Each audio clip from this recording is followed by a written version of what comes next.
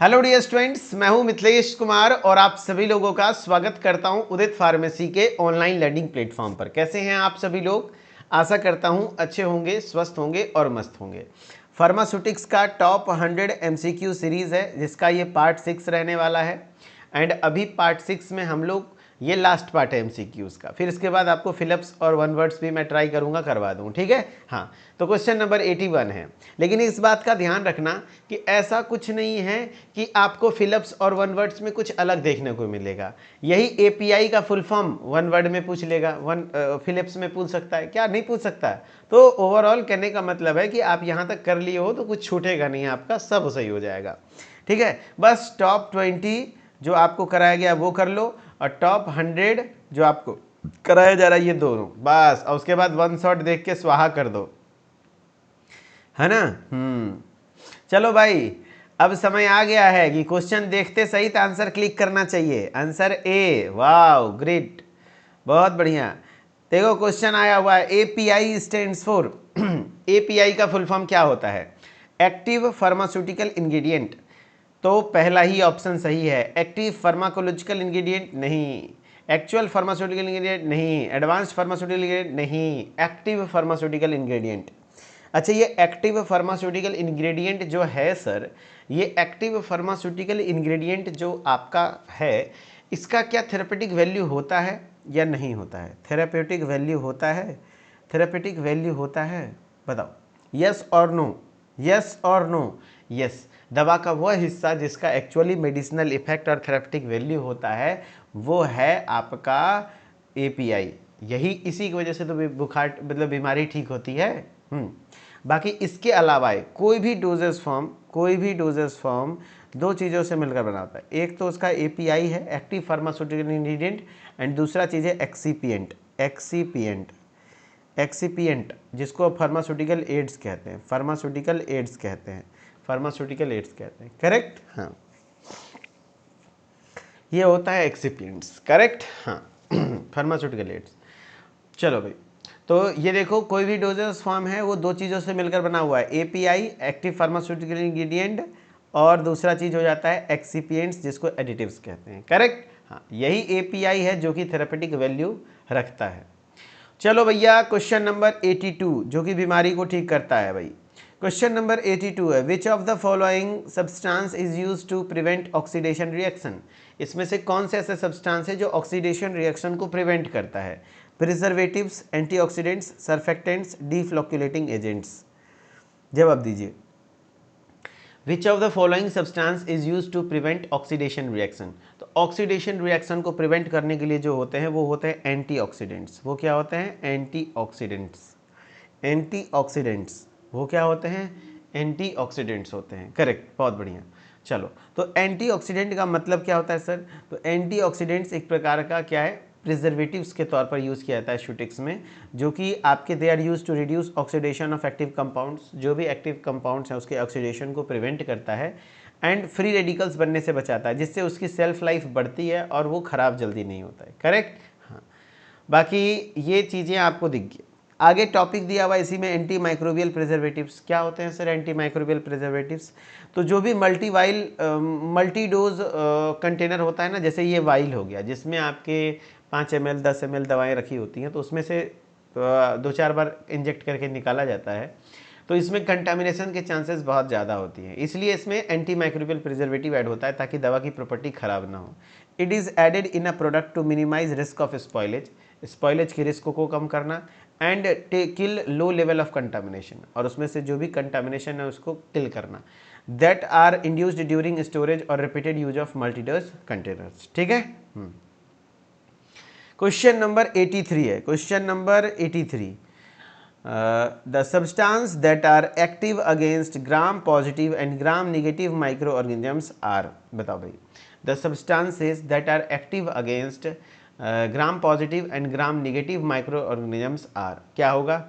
Anti microbial, chelating agent, none of these, या antioxidants. तो the substance that are active against gram positive and gram negative microorganisms, यानी ऐसे substance जो कि आपके ग्राम पॉजिटिव और ग्राम नेगेटिव माइक्रो ऑर्गेनिजम्स के अगेंस्ट हो, यानी क्या, बैक्टीरिया के अगेंस्ट हो, तो वो क्या होंगे? एंटी माइक्रोबियल एजेंट्स होंगे। Very good, anti microbial agents, answer A आप लोगों का बहुत सही आ रहा है, anti microbial agents. Chelating agents क्या होते हैं? जो रिंग फॉर्मेशन करता है, रिंग फॉर्मेशन करता है, करेक्ट, और प्रोडक्ट को स्टेबल बना देता है जिससे कि वो खराब नहीं होगा। एंटीऑक्सीडेंट्स वो होते हैं जो कि प्रोडक्ट के ऑक्सीडेशन को रोकते हैं जिससे प्रोडक्ट खराब नहीं होगा। ये सब एक प्रकार के प्रिजर्वेटिव्स हैं। क्वेश्चन नंबर 84 है, grinding and cutting are the size reduction techniques used for. जो ग्राइंडिंग और कटिंग है ये साइज रिडक्शन का टेक्निक है, वो किस चीज़ के लिए यूज होता है? लिक्विड के लिए, गैस के लिए, सॉलिड के लिए या सॉल्यूशन के लिए? जवाब दीजिए। तो कटिंग्स एंड ग्राइंडिंग, कटिंग या फिर ग्राइंडिंग और cutting are size reduction technique used for. यानी कटिंग करना, ग्राइंड करना। क्या लिक्विड को कभी भी कट किया जाता है? नहीं। लिक्विड के लिए यूज होता है इमल्सिफिकेशन, समझ रहे बात को? हाँ, गैसेस के लिए नहीं, सॉलिड के लिए। सॉलिड के लिए ये वर्ड यूज होगा कटिंग या ग्राइंडिंग। कटिंग या ग्राइंडिंग किसके लिए यूज होगा? सॉलिड के लिए। एक बच्चा पूछ रहा है व्हीकल क्या है? व्हीकल एक्चुअली फार्मास्यूटिकल एड है जिसके अंदर दवा मिलाई जाती है, ठीक है। हाँ, जैसे रसना पिए हो, रसना पीने के लिए क्या करते हैं? पानी और चीनी का घोल लेते हैं, उसमें रसना मिला देते हैं। मेन तो वही रसना है जिसकी वजह से कलर आया। तो पानी और चीनी का घोल क्या हुआ? माध्यम हो गया जिसमें घुलाया गया। तो जो माध्यम होता है वो व्हीकल होता है, ठीक है। चलो क्वेश्चन नंबर 85 यहाँ पर। क्वेश्चन नंबर 85 है, जवाब देना। If all the particles passes through the sieve number 44 and not more than 40% through a sieve number 85 is called as. अगर कोई पार्टिकल है जो सीव नंबर 44 से क्या कहते हैं, all the particles pass through sieve number 44, 44 नंबर से सारा पार्टिकल पास कर जाए, and not more than 40% sieve number, यानी 44/85। बताओ क्या हो जाएगा? मैंने बताया था पाउडर के 5 टाइप्स होते हैं, कितनी बार पढ़ा चुका हूँ क्वेश्चन में। कोर्स पाउडर होता है, मॉडरेटली कोर्स, मॉडरेटली फाइन या फाइन। तो फाइन और वेरी फाइन तो होगा नहीं, क्योंकि फाइन में तो सिर्फ एक ही होता है 85 नंबर, वेरी फाइन तो 120 नंबर। चलो देख लेते हैं एक बार चार्ट, कॉन्सेप्ट सीखते हैं, कुछ बच्चे नहीं जानते होंगे, यहाँ से क्वेश्चन बन सकता है। देखो टोटल अगर आपसे पूछेगा इंडियन फार्माकोपिया के अकॉर्डिंग पाउडर के ग्रेड्स कितने होते हैं, तो 5। कितने होते हैं? 5 ग्रेड्स के पाउडर होते हैं।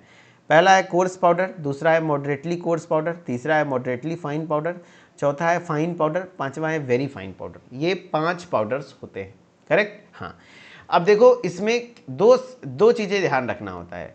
सीव through which all the particle pass, sieve मतलब छननी, तो किस सीव से ऑल पार्टिकल्स पास कर जाए, तो ये हो गया। एंड सीव थ्रू विच 40% पार्टिकल्स पास, जिससे 40% पास करे। जैसे कोर्स पाउडर के लिए 10/44 होता है। कितना होता है? 10/44। कैसे याद रखोगे? जो 10 नंबर से सारे पार्टिकल पास कर जाते हैं, 44 नंबर से 40% पास करता है। मॉडरेटली कोर्स पाउडर के लिए होता है 22/60, 22/60, यानी 22 नंबर सीव से ऑल पार्टिकल्स पास कर जाता है, 60 नंबर से 40% पार्टिकल पास करता है। फिर अब मॉडरेटली फाइन पाउडर में होता है 44/85, यानी कि 44 नंबर पे ऑल पार्टिकल पास कर जाता है, 85 नंबर पे मात्र 40% पार्टिकल्स पास करता है। फाइन पाउडर्स में होता है 85 नंबर, वेरी फाइन होता है 120 नंबर सीव से, यही होता है, इसके 40% नहीं होता है। तो यहाँ पे हमारा सवाल है 44 नंबर से, 44 नंबर से ऑल पार्टिकल्स पास कर जा रहे हैं और 85 नंबर से 40%। देखो ऐसा ही लिख रहा है ना, all particle pass through a sieve number 44 and 40% 85, ऐसे याद रखो। 44/85 MCP है ना, moderately coarse powder, moderately fine powder, sorry moderately fine powder ना कि coarse powder, moderately fine powder. यहाँ पे आंसर हो जाएगा मॉडरेटली फाइन पाउडर। क्या हो जाएगा आंसर? क्या हो जाएगा? Moderately fine powder. कैसे? तो मॉडरेटली फाइन, देखो कोर्स पाउडर होता है 10/44, 10 नंबर सीव से ऑल पार्टिकल्स पास कर जाएंगे, 44 नंबर से 40%। मॉडरेटली कोर्स पाउडर होता है 22/60, 22/60 है ना। हाँ, मॉडरेटली 22 नंबर सीव से ऑल पार्टिकल्स पास, 60 नंबर से 40%। मॉडरेटली फाइन पाउडर होता है 44/85 है ना। हाँ, और फाइन होता है 85 नंबर सीव से, और वेरी फाइन होता है 120 नंबर सीव से। यही तो है, इतना तो याद रखना है, कर लो याद यार, बहुत याद हो गया।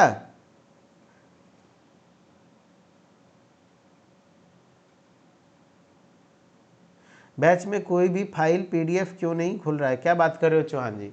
ऐसे क्यों नहीं, ऐसे कैसे नहीं खुलेगा? थोड़ा वेट कर लो, हो सके कुछ आपके तरफ नेटवर्क का प्रॉब्लम हो तो इस वजह से, अदरवाइज नहीं तो हेल्पलाइन नंबर पे कांटेक्ट करो। खुल रहा है, मैं भी खोल के दिखाऊंगा अपना PDF।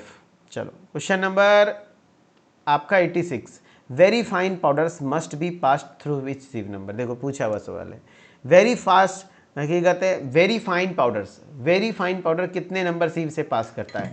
वेरी फाइन पाउडर कितने नंबर सीव से पास करता है बताओ? तो वेरी फाइन पाउडर्स जो होते हैं वो सीव नंबर 120, हाँ सीव नंबर 120, फाइन पाउडर 85। हाँ यहाँ देखो वेरी फाइन में मैंने बताया 120 और फाइन पाउडर्स 85, करेक्ट। हाँ चलो बहुत बढ़िया।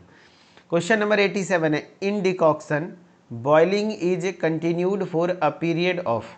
डिकॉक्शन मेथड में, decoction is a method of extraction, जो बॉइलिंग होती है वो कितने देर के लिए किया जाता है? 2 से 3 मिनट के लिए, 30 से 60 मिनट के लिए, अनटिल ड्राई, या 10 से 15 मिनट। तो देखो भाई डिकॉक्शन एक तरीका है जिससे एक्सट्रैक्शन कहते हैं। जैसे चाय बनाए हो, हाँ चाय बनाए हैं सर, तो चाय पत्ती को पानी में डाल के खौलाते हो, हाँ खौलाते, कितना देर? 10 से 15 मिनट। तो वही प्रोसेस होता है डिकॉक्शन। इससे क्या होता है, चाय पत्ती के अंदर जो केमिकल पाया जा रहा है टेनिन, वो टेनिन निकल के पानी में आ जाता है ना। हाँ एंड फिर छाँक के हम लोग अलग कर लेते हैं, यही प्रोसेस डिकॉक्शन कहलाता है। एंड इसमें जो बॉइलिंग का समय दिया हुआ है 10 से 15 मिनट का, कितने मिनट का होता है? 10 to 15 मिनट्स। कितने मिनट्स होते हैं? 10 to 15। Water is used as solvent, पानी का उपयोग किया जाता है as a solvent. And the crude drug which is to be extracted is cut into small pieces, जो क्रूड ड्रग्स हैं उसको छोटे छोटे पीसेस में काट दिया जाता है एंड बॉइल्ड विथ वाटर, और पानी के साथ उसको बॉयल किया जाता है। For the stated time usually 10 to 15 minutes, कितने देर के लिए? 10 से 15 मिनट के लिए बॉयल किया जाता है in a vessel of inhaled iron और earthenware. Counting from when liquid starts to boil, जब लिक्विड बॉयल करना स्टार्ट हो जाता है फिर बीच बीच में ओकेजनल स्टेयरिंग की जाती है, तो उसको डिकॉक्शन मेथड कहते हैं। ये एक प्रकार का एक्सट्रैक्शन का मेथड है, ठीक है।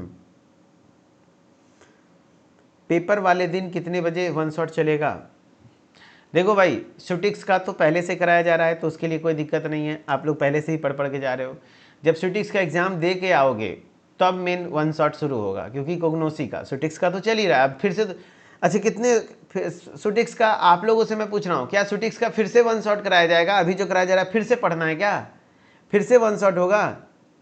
यस और नो जवाब दो। शूटिक्स का वन शॉट क्या फिर से होगा? जो अभी कराया जा रहा है वन शॉट, क्या इसका फिर से पढ़ाया जाएगा? नो, ऐसा मत सोचना। शूटिक्स चल रहा है, शूटिक्स ये फाइनल काउंटडाउन है, इसके बाद फिर कोई वन शॉट नहीं होगी। अगर आपको पढ़ना है आप अपना पढ़ के जाइएगा एग्जाम में। हाँ शूटिक्स का एग्जाम दे के आइएगा तब कोग्नोसी हम एक बार फिर से पढ़ाएंगे, फिर कोग्नोसी का एग्जाम दे के आइएगा तब हम एचएपी एक बार फिर से पढ़ा देंगे, ठीक है। चलो question number 88, question number 88, which method involves continuous downward flow of solvent through the drug? जवाब दो, which method involves continuous downward flow of solvent through the drug?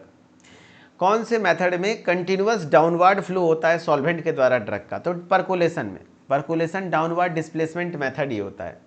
Percolation downward displacement method है। इसमें क्या होता है, ये एक प्रकार का इस तरीके का परकुलेटर होता है और यहाँ पे स्टॉपर लगा होता है, और यहाँ से देखो बीच, यहाँ पे क्या कहता है ना, बीच में ड्रग को रख दिया जाता है, ऊपर से मेंस्ट्रुअम जो भी फ्लूइड है उसको रख दिया जाता है।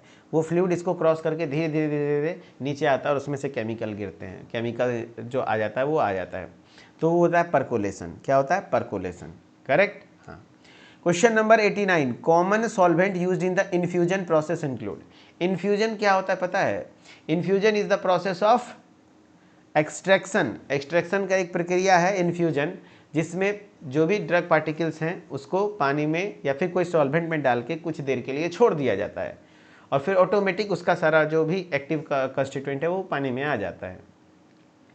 तो यहाँ पे सॉल्वेंट मेनली वाटर या तो ऑयल या तो एल्कोहल, जो भी सुटेबल सॉल्वेंट है अकॉर्डिंग टू द ड्रग रखा जाता है। वाटर या ऑयल या एल्कोहल, क्या क्या? या तो वाटर या तो ऑयल या तो एल्कोहल, ठीक है। वाटर या तो ऑयल या तो एल्कोहल रखा जाता है, करेक्ट। चलो वेरी गुड, बहुत बढ़िया। तो देखो भाई मेथड ऑफ एक्सट्रैक्शंस में मैंने बताया था infusion, decoction, digestion, maceration, percolation, ये सब डाइजेशन के मतलब एक्सट्रैक्शन के मेथड हैं।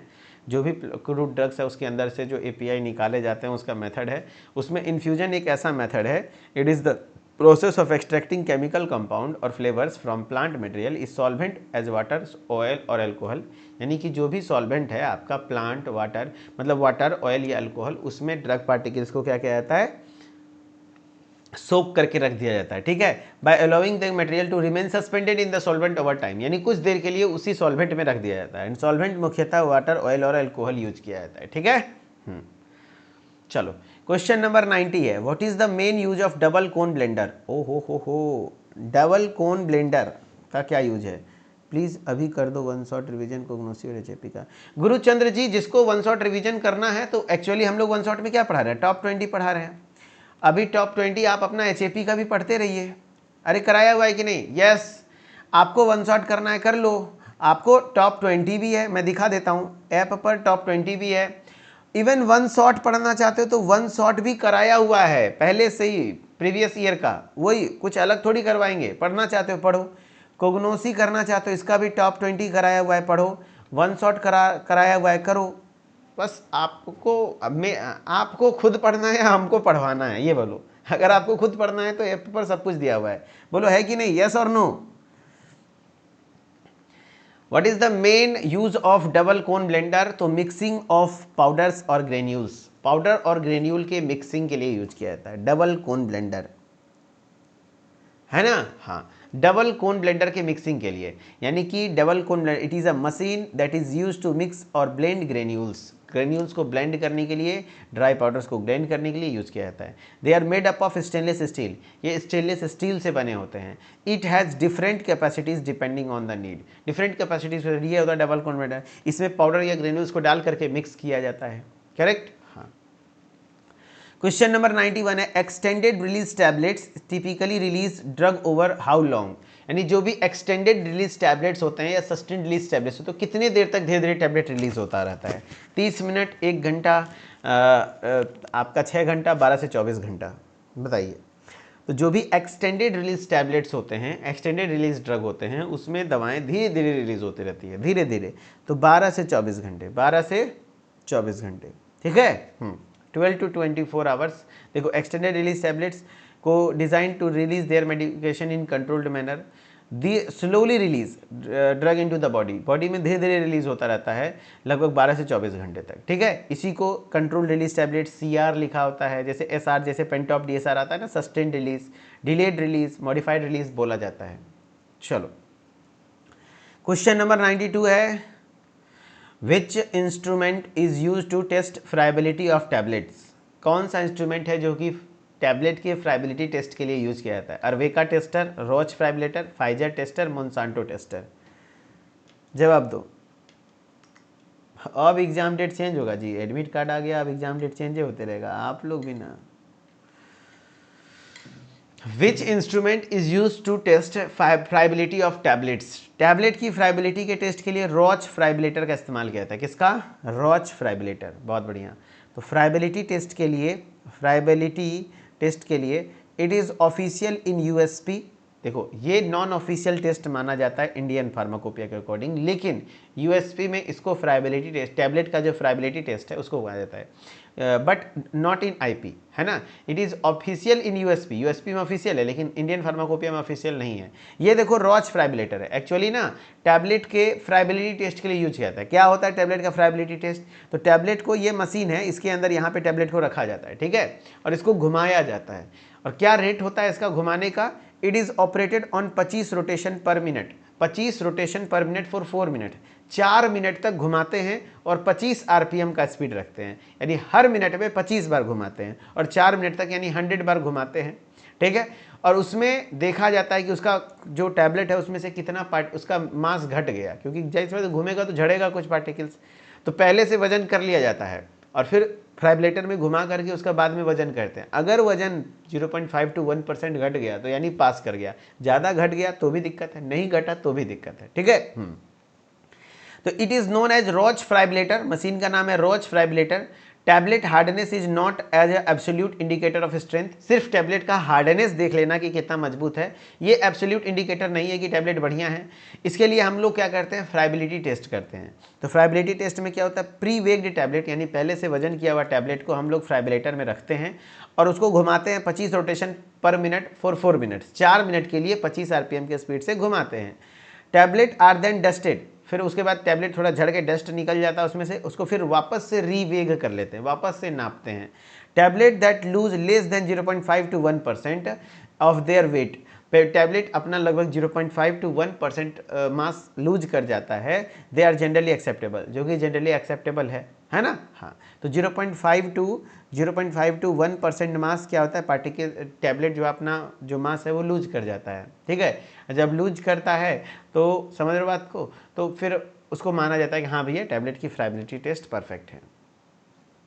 Question number 93, according to IP disintegration time of uncoated tablet, uncoated tablet का डिसइंटीग्रेशन टाइमिंग क्या है बताओ, अनकोटेड टैबलेट का डिसइंटीग्रेशन टाइमिंग इंडियन फार्माकोपिया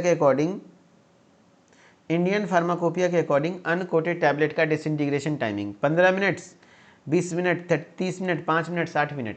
तो according to IP Indian pharmacopoeia के according disintegration timing of uncoated tablet बहुत easily disintegrate करता है, तो उसका 15 मिनट है। डिसइंटीग्रेशन टाइमिंग जरूर से जरूर याद कर लो, जरूर से जरूर बताओ। Uncoated tablet, coated tablet, film, enteric coated, ठीक है। अनकोटेड टैबलेट का डिसइंटीग्रेशन टाइमिंग है 15 मिनट। डिसइंटीग्रेशन का मतलब क्या है कि जब दवा खाते हो तो पेट में जाने के बाद वो दवा छोटे छोटे पार्टिकल्स में टूटेगा ना, तो वही टूटने की प्रक्रिया को, चूर होने की प्रक्रिया को डिसइंटीग्रेशन कहते हैं। तो इसके इंडियन फार्माकोपिया के अकॉर्डिंग 15 मिनट का टाइम लगता है अनकोटेड, जिसके ऊपर कोई कोटिंग नहीं है। एक होता है शुगर कोटेड में 60 मिनट लग जाता है। अगर फिल्म कोटेड एक सेलुलोज का पतला लेयर होता है, वो चढ़ा होता है, तो पॉलीमर लेयर होता है, तो वो 30 मिनट क्योंकि पतली लेयर है इसीलिए उसमें 30 मिनट। एंटेरिक कोटेड एक स्पेशल टाइप का टैबलेट है जो कि सीधा आपके पेट में डिसइंटीग्रेट करेगा ही नहीं। पेट का हाईली एसिडिक पीएच में उसका कुछ नहीं होता, वो सीधा इंटेस्टाइन में जाता है और वहीं पर डिसइंटीग्रेट होता है। तो उसको चूंकि एंटेरिक नाम ही है, एंटेरिक यानी इंटेस्टाइन में जाके डिसइंटीग्रेट हो जाए। टैबलेट के लास्ट में ईसी वर्ड लगा होता है जिसमें एंटेरिक कोटिंग रहती है, उसका डिसइंटीग्रेशन टाइमिंग थोड़ा ज़्यादा होता है, जैसे 120 मिनट है। कितना है? 120 मिनट, ठीक है।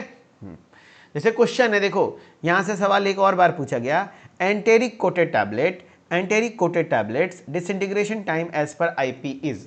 एंटेरिक कोटेड टैबलेट का disintegration timing as per Indian pharmacopoeia कितना है? 30 मिनट्स है, 60 मिनट्स है, 90 मिनट्स है, 120 मिनट्स है। Enteric coated tablets disintegration timing as per Indian pharmacopoeia, enteric coated tablet का डिसइंटीग्रेशन टाइमिंग कितना है? तो disintegration timing enteric coated tablet का 120 मिनट्स, क्योंकि ये इंटेस्टाइन में सीधा जाकर के डिसइंटीग्रेट होता है। यहाँ से एक बार और सवाल आया था, एक और आगे सवाल देखने को शायद मिलेगा कि बताओ भाई एंटेरिक कोटेड टैबलेट कहाँ डिसइंटीग्रेट करता है? तो इंटेस्टाइन में, कहाँ नहीं करता है? स्टोमक में, ठीक है। क्वेश्चन नंबर 95 है, which of the following is not a tablet hardness tester? इसमें से कौन सा टैबलेट हार्डनेस टेस्टर नहीं है? मोन्सांटो टेस्टर, फाइजर टेस्टर, रोज फाइब्रेटर, स्ट्रॉन्ग कोब टेस्टर। तो देखो भाई टैबलेट का जो हार्डनेस टेस्ट करने का मशीन है कि टैबलेट का स्ट्रेंथ कैसा है, हार्ड कैसा है, तो उसके लिए कुछ मशीनें यूज किया जाता है। जैसे ये देखो मोन्सांटो टेस्टर है, ये देखो फाइजर टेस्टर है। यहाँ पर टैबलेट को रखा जाता है और इसको ऐसे करके घुमाया जाता है और फिर देखा जाता है यहाँ मीटर में कितना प्रेशर झेल पा रहा है वो। यहाँ पे टैबलेट को रख करके पिलास जैसा होता है, चाँपा जाता है, देखा जाता है मीटर में कितना टैबलेट टेस्ट कर पा रहा है। तो वैसे अलग अलग है, जैसे मोन्सांटो, फाइजर, स्ट्रॉन्ग कोब, अर्वेका, ये सब हार्डनेस का टेस्ट है, हार्डनेस के लिए जांच किया जाता है। बाकी रोच फ्राइबिलेटर जो है, फ्राइबिलिटी अभी दिखाया ना, रोच फ्राइबिलेटर, ये रोच फ्राइबिलेटर फ्राइबिलिटी टेस्टर है, फ्राइबिलिटी को टेस्ट करता है, करेक्ट। हाँ, चलो भैया क्वेश्चन नंबर 96 है, hard gelatin capsule are typically use to contain. Hard gelatin capsule में क्या पाया जाता है? ज़्यादातर जो हार्ड जिलेटिन कैप्सूल है, पता है उसमें कैप और बॉडी 2 कलर में होता है, और सॉफ्ट वाला एक सिंगल यूनिट बॉडी होती है, पुछ पुछ रहता है। तो सॉफ्ट जिलेटिन कैप्सूल में तो लिक्विड या सेमी सॉलिड वगैरह रहता है, लेकिन हार्ड वाले में ड्राई पाउडर्स या ग्रेन्यूल्स रहते हैं। क्या रहते हैं? ड्राई पाउडर्स या ग्रेन्यूल्स रहते हैं। क्या रहते हैं? ड्राई पाउडर्स या ग्रेन्यूल्स रहते हैं, ठीक है। तो एक बार हार्ड जिलेटिन कैप्सूल और सॉफ्ट जिलेटिन कैप्सूल को याद कर लो, अच्छे से रिवीजन कर लो। मैं आपको बता रहा हूँ हार्ड जिलेटिन कैप्सूल कैसा होता है, पता है आपको, मैंने बताया हुआ है कि ये सिंगल यूनिट बॉडी नहीं होती है। हार्ड जिलेटिन कैप्सूल थोड़ा सा हार्ड होता है और कुछ कैप्सूल देखना चिपचिप करता है। तो हार्ड जिलेटिन कैप्सूल, पहली बात तो जिलेटिन का जो आउटर कवर है किससे बना होता है? सब लोग बताओ। कैप्सूल का आउटर कवर किससे बना होता है? कैप्सूल का आउटर कवर किससे बना होता है? जो ये आउटर कवर है वो किससे बना होता है? तो वो बना होता है जिलेटिन से, है ना, जिलेटिन से। अब ये जिलेटिन में भी दो प्रकार है, एक हार्ड जिलेटिन कैप्सूल है और एक सॉफ्ट जिलेटिन कैप्सूल है, राइट। हाँ, तो हार्ड जिलेटिन कैप्सूल जो होता है वो gelatin, water and less percentage of plasticiser, इसमें प्लास्टिसाइजर का मात्रा कम होता है, और यही प्लास्टिसाइजर एक ऐसा केमिकल है जिससे उसमें सॉफ्टनेस आती है। चूंकि प्लास्टिसाइजर कम है तो इसीलिए हार्ड जिलेटिन कैप्सूल हार्ड है, लेकिन सॉफ्ट जिलेटिन कैप्सूल में इसमें जिलेटिन है और वाटर है, 100% प्लास्टिसाइजर है, यानी प्लास्टिसाइजर बहुत ज़्यादा होता है, इसकी वजह से ये बहुत सॉफ्ट होता है। जैसे विटामिन ए का कैप्सूल देखना या फिर कोई मल्टीविटामिन का कैप्सूल, वो पुछ पुछ करेगा, है ना। जबकि हार्ड जिलेटिन कैप्सूल जैसे वगैरह आपका हो जाता है, पेंटॉप वगैरह का जो कैप्सूल आता है वो सब हार्ड जिलेटिन कैप्सूल है।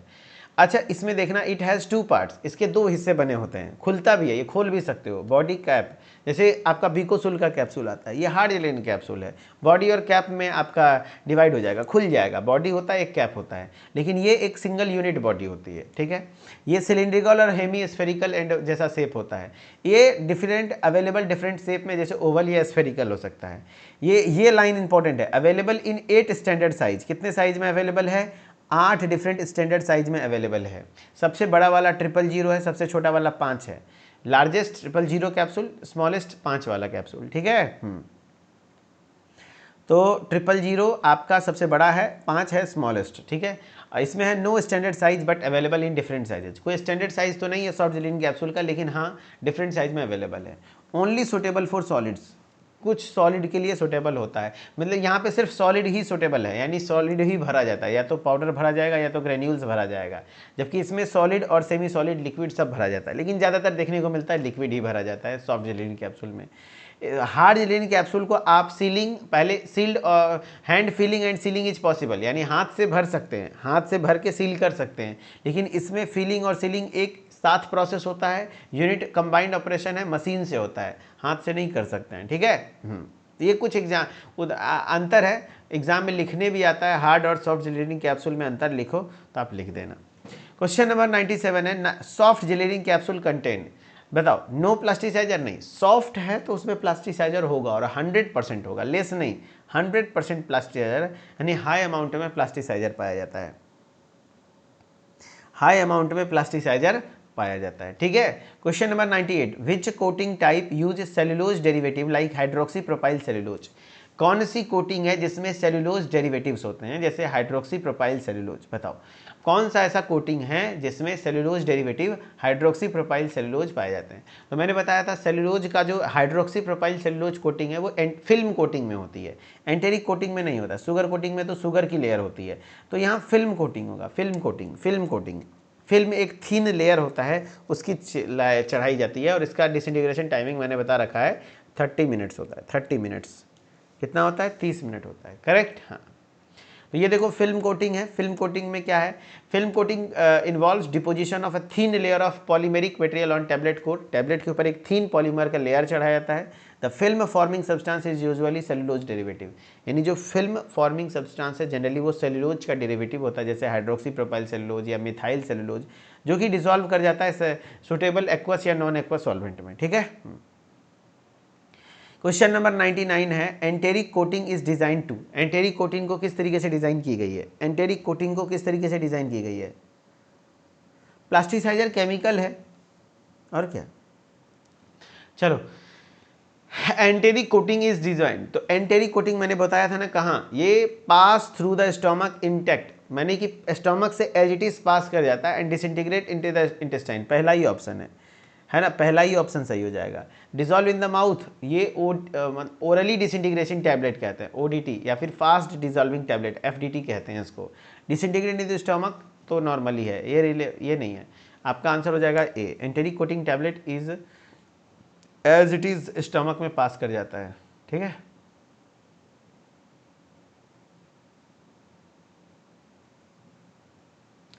चलो क्वेश्चन नंबर 100 है, लीनिमेंट्स आर अप्लाइड, लीनिमेंट कहाँ अप्लाई किया जाता है, इंटरनली या फिर by rubbing on to the affected area with gentle touch या विदाउट टचिंग द स्किन। तो देखो लीनिमेंट और लोशन में हमने बताया था कि लोशन क्या होता है, आप ब्रोकन स्किन के ऊपर अप्लाई करते हो और उसमें ज़्यादा फ्रिक्शन करना नहीं होता, लेकिन लीनिमेंट जो होते हैं उसमें आपको ब्रोकन स्किन पर अप्लाई नहीं कर सकते हो, इरिटेशन कॉज करेगा, और इसको जब लगाया जाता है तो फ्रिक्शन लगाया जाता है, रब किया जाता है, घसा जाता है, तो by rubbing on to the affected area, यानी कि इसमें रबिंग की जाती है, रबिंग की जाती है। लिनमेंट में क्या होता है, दे आर सॉल्यूशंस और mixtures of various substance in the oil alcoholic solution of soap और emulsion may contain suitable antimicrobial preservatives. They are liquid or semi-liquid preparation used for external application. They are rubbed on the affected area, यानी इसको लगा के रब की जाती है, rubbing की जाती है, ठीक है।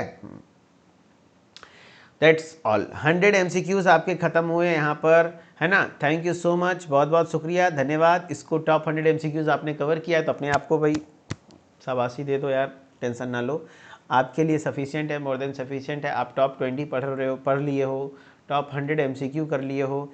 अब हम लोग फिलिप्स और कोशिश करेंगे 1 वर्ड भी आपको करवा दिए जाए ताकि आपके एग्जाम में कुछ छूटे नहीं, और कुछ नहीं, जो पढ़े हो यही सब घूमता रहेगा अब, ठीक है। Okay, thank you so much, bye bye, take care. कैसा लगा क्लास कमेंट में बताइएगा, एंड फिर मिलते हैं अभी थोड़ी देर बाद 8:30 PM पर, 8:30 बजे हम लोग मिलेंगे। किसमें, तो वन शॉट सीरीज में, जो कि सारे बच्चे आप लोग वन शॉट में आना। एंड वन शॉट सीरीज कहाँ पे चलेगा, तो यूट्यूब पे चलेगा, है ना। वन शॉट सीरीज कहाँ चलेगा, तो यूट्यूब पर चलेगा। दे देखो, यूट्यूब पर आपका वन शॉट रिवीजन सीरीज चलेगा, ये देखो, है ना।